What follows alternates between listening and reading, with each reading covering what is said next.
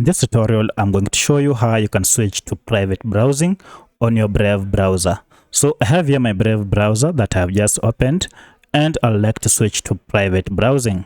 To do so, hover over here to these three dots, the menu option, and you'll see we have quite a number of options we can choose from.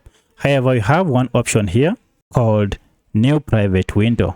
If you go ahead and choose New Private Window, this will go ahead and open a new private window on your Brave browser.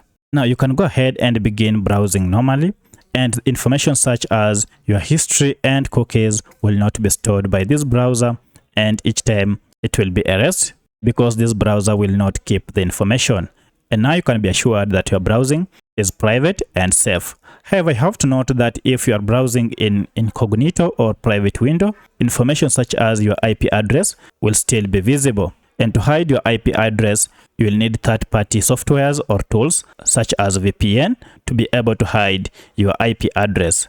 Now, as you can see, we have here our window is indicated as private window, and everything and every browsing and every activity now you do here and all the searches will be private.